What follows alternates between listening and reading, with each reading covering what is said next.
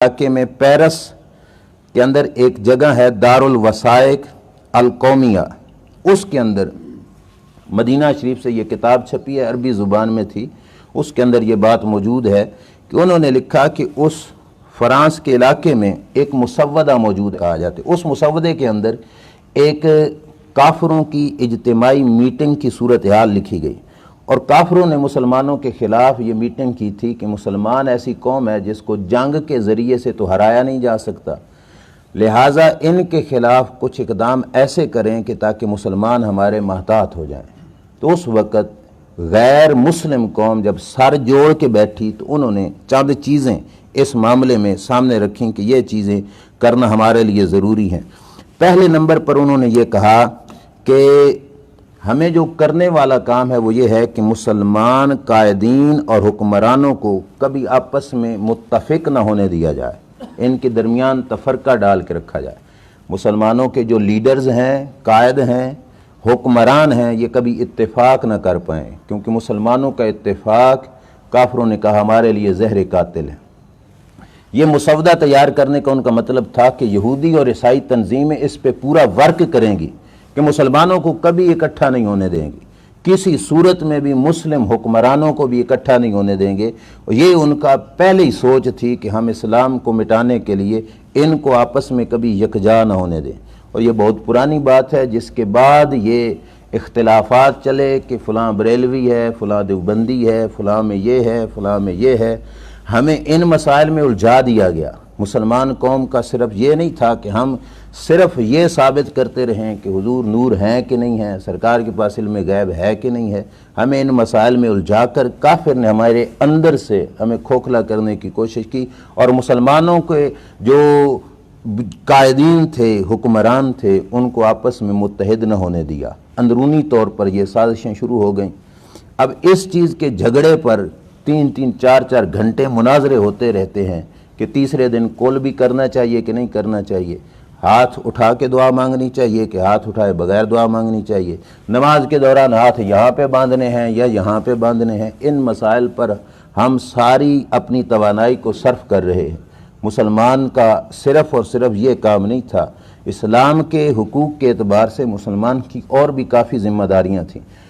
Basically मुसलमान को जो शरीयत ने हुक्म दिया था वो ये था कि तुम बेशक यहाँ पे रहते हो, तुम्हारा दूसरा भाई मशरिक के पिछले कोने में रहता है, उसको यूँ समझो कि वो तुम्हारे जिस्म का हिस्सा है। हदीस पाक में है अल-मोमिनु लिल-मोमिनि कर-रास लिल-जसद, मुसलमान मुसलमान के साथ ये ताल्लुक़ रखता है जैसे सर का जिस्म के साथ होता है। उन्होंने जुदा कर दिया, मुसलमानों को एक दूसरे से बिल्कुल बखेर दिया।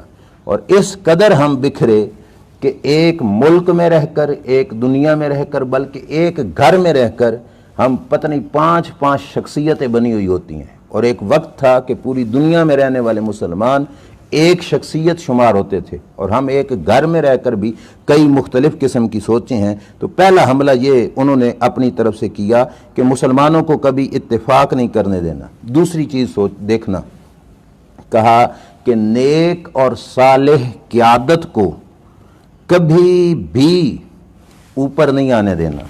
ये साजिश उन्होंने कहा कि कभी भी हुक्मरानी की सीट के करीब किसी नेक, सालेह और ईमानदार, दयानतदार बंदे को करीब नहीं आने देना। बस ये कोशिश कर दो। इस कोशिश के लिए उन्होंने जमहूरी निज़ाम मुसलमानों के अंदर फैला दिया। जमहूरी निज़ाम का नतीजा ये हुआ कि सरदारी और हुकूमत और जो ऊपर वाली सीट्स हैं वो उनको मिलेंगी जिसके हक़ में वोट ज़्यादा होंगे। अब वोट में क्या होता है कि गिनती की जाती है, किसके सपोर्टर ज़्यादा हैं, किसके सपोर्टर कम हैं।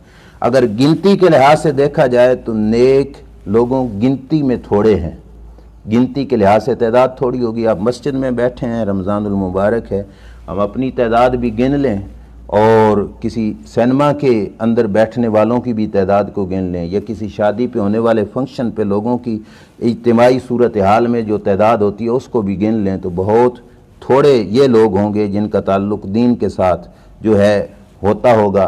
तो उन्होंने कहा कि इस तरीके के साथ मुस्लिम क़यादत और नेक क़यादत को पीछे करो। उन्होंने उस तरीके के तहत जमहूरी निज़ाम मुतारफ़ कराया कि ऊपर वही जाएगा जिसके हक़ में वोट ज़्यादा होंगे और तादाद के लिहाज से हक़ की तादाद گنتی میں کبھی تعداد میں حق زیادہ نہیں ہوا۔ میں نے ابھی بتایا یوم بدر میں مسلمان کتنے تھے؟ 313۔ کافر کتنے تھے؟ 1000۔ ووٹنگ کرا لو اگر بدر کے میدان سے تو جمہوری نظام کے تحت کون جیتتا ہے؟ ابو جہل۔ نبی کریم علیہ السلام ووٹنگ کے تحت بدر سے نہیں جیتتے۔ کیوں؟ کیونکہ تعداد کے لحاظ سے ابو جہل کے ساتھیوں کی تعداد زیادہ ہے۔ اسلام نے اس تعداد کے لحاظ سے جو جیت تھی اس کو توڑا۔ شروع انسانیت جس وقت ہو رہی تھی سارے فرشتے انسان کے بننے کے خلاف تھے کہ اس کو نہ بنایا جائے، یہ فساد کرے گا۔ اور فرشتوں کی کتنی تعداد ہے اور انسان کے بنانے کے حق میں کتنے تھے؟ صرف ایک ذات تھی، وہ رب ذوالجلال کی ذات تھی۔ ووٹنگ کراؤ تو وہاں پہ معاذ اللہ رب ہارتا ہے، فرشتے جیتتے ہیں، انسانیت وجود میں بھی نہیں آنی تھی۔ تو اس سوچ کے تحت انہوں نے مسلمانوں میں یہ نظام رائج کر دیا کہ کسی صورت میں نیک اور صالح قیادت اوپر جا ہی نہ پائے، تاکہ قیادت کے جس وقت قیادت نیک اور صالح ہوگی اس وقت عوام کے اندر نیکی اور صلاحیت لازماً آ جائے گی۔ کیوں؟ چھت سے وہی کچھ نیچے گرتا ہے پرنالے سے جو چھت پہ ہوتا ہے۔ چھت صاف ہو تو پرنالے سے پانی صاف گرتا ہے، چھت گندا ہو تو پرنالے سے پانی گندا گرتا ہے۔ میں مزید تفصیل میں نہیں جاتا کیونکہ آگے بھی کچھ ہے۔ تیسرے نمبر پر جو ان کی میٹنگ میں جو مسودہ تیار تھا اس میں تیسرے نمبر پہ جو چیز لکھی ہوئی تھی وہ تھا کہ مسلم ممالک کے حکومتی نظام میں رشوت اور تخریب کاری کو رواج دو۔ رشوت اور تخریب کاری مسلم حکومت کے حکومتی نظام کے اندر داخل کر دو۔ آج دیکھ لو کہ چھوٹے سے چھوٹا کام اس سے لے کر بڑے سے بڑے معاملات تک بغیر رشوت کے ہو ہی نہیں سکتا۔ ہمارا عام سے عام بندہ بھی اس سے نہیں بچ سکتا، حتیٰ کہ حکومتی نظام تو دور کی بات ہے، عام قسم کے مزدور کے اندر بھی یہ سلسلہ چلنا شروع ہو گیا کہ رشوت کے ساتھ کیا سے کیا نہیں ہو رہا۔ تو انہوں نے رشوت مسلمانوں کے درمیان یوں پھیلائی، حالانکہ رشوت کا 1 روپیہ بھی مسلمان کے لیے حرام تھا، اور ہمارے اندر رشوت اتنی رائج ہو گئی کہ ہم نے رشوت کو فقط جائز نہیں اللہ کا انعام سمجھنا شروع کر دینے لگا۔ انہوں نے کہا مسلم نظام حکومت کے اندر رشوت کو اور تخریب کاری کو پھیلا دو۔ اسی وجہ سے ہمارے کسی حصے کے لوگوں کو انصاف نہیں ملتا۔ چند دن پہلے آپ نے سنا ہوگا سانحہ سیوال کے اندر، اور جن کو روڈ پہ بچوں کو اور ان کے باپ کو قتل کیا گیا تھا، اس سانحہ کے مجرموں کو بری کر دیا گیا۔ اب قتل ہونے پر جو دکھ ہوا وہ تو الگ، لیکن ان کے پچھلی فیملی کو اس صورتحال پر کتنا رنج پہنچا ہوگا یہ وہی جانتے ہیں جن کے دل پہ یہ مصیبت بیتی۔ آگے سنیے، انہوں نے کہا کہ مسلم ممالک کے حکومتی نظام میں عورتوں کو داخل کر دو، جس کی وجہ سے یہ نظام نہیں چل سکے گا۔ عورتوں کو داخل کر دو۔ آج ہمارے شعبے میں دیکھ لو، بڑی سی بڑی جگہ سے لے کر گاڑی کی کنڈکٹری تک عورت کو شامل کر دیا گیا۔ عورت کی ضرورت ہی وہاں پہ کیا تھی؟ ایسے ایسے مقامات پہ عورت کو داخل کیا گیا۔ یہ ان کی سازش تھی کہ عورت کو ہر مقام پر مسلم نظام حکومت کے اندر داخل کر دو کہ یہ عورت ان کے ساتھ بیٹھے گی تو مسلمان مرد کبھی صحیح طریقے سے فیصلہ نہیں کر سکے گا اور صحیح طریقے سے نظام حکومت کو نہیں چلا سکے گا، یہ ان کی سوچ کے مطابق۔ اگلے نمبر پر انہوں نے کہا کہ امانت، صداقت، اخلاص سے مالا مال جو لوگ ہوں ان کو مسلم جو ہے فوج سے دور کر دیا جائے اور انہی لوگوں کو رکھا جائے جو اسلام کے اصولوں سے ناواقف ہوں اور اسلام کی خاطر نہ لڑنے والے ہوں بلکہ اپنے جان کو بچانے والے اور شہادت کی طلب نہ کرنے والے لوگ ہوں، ان کو فوج کے اندر داخل کیا جائے تاکہ لوگ موت سے ڈرنے والے ہوں اور شہادت کی تمنا نہ کرنے والے لوگ ہوں، ان کو آگے کیا جائے۔ یہ بھی انہوں نے اس سازش کے اندر رکھا۔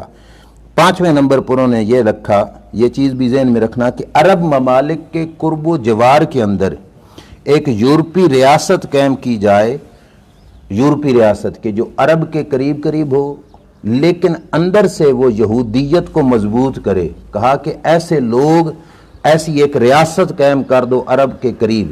یہ ریاست آپ کو پتہ ہے جو فلسطین کے قریب ریاست اسرائیل کی بنائی گئی، ہمارے عرب کے قریب یورپی ریاست اور یورپی مقاصد کو مضبوط کرنے کے لیے اس ریاست کو قائم کیا گیا، یہ ریاست اسرائیل۔ اور ان دنوں میں، جن دنوں میں ہمیں کرونا کے ڈرامے میں پھنسا کر رکھا گیا تھا، اسلام آباد جیسی سرزمین پر ایک شخص اسرائیل کا جھنڈا لگا کے خیمہ بنا کے بیٹھا ہے، اور اس شخص کا مطالبہ ہے کہ اسرائیل کی ریاست کو تسلیم کیا جائے۔